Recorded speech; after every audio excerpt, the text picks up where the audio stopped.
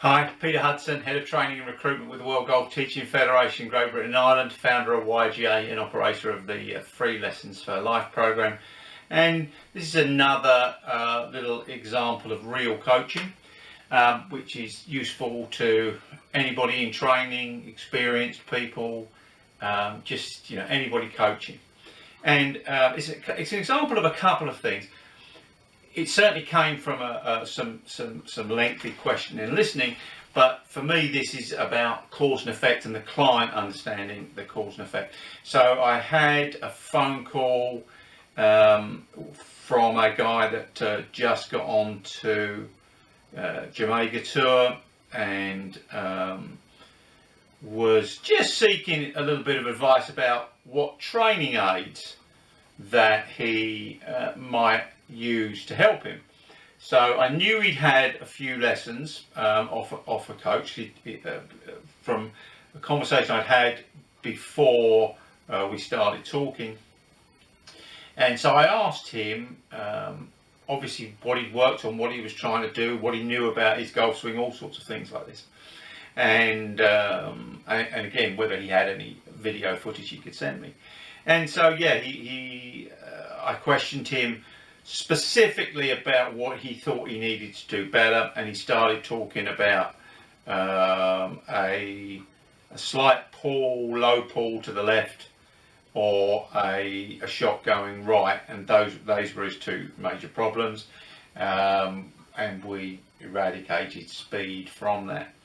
And then I started talking to him about what his last coach had asked him to do, and he started talking about a bigger turn, more rotation, and I said to him, well, what was the link between that and what it is that you were trying to do? Because I don't know, the coach may have had some skills I didn't have,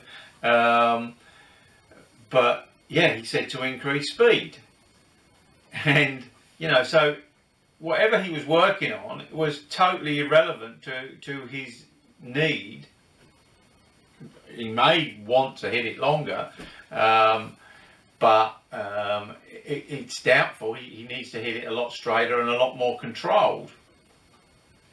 And so for me, it was the cause and effect link that was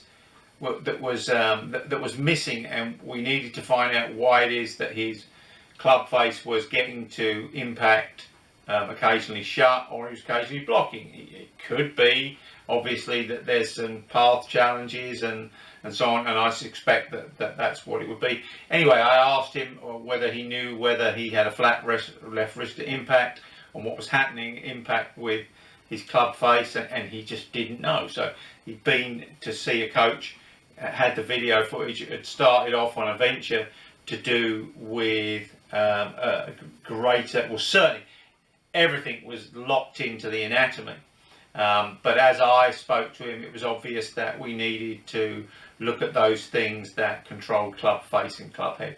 So even with the great players, so this isn't the first time this has happened, when I've asked really good players what it is that their last coach had asked them to do.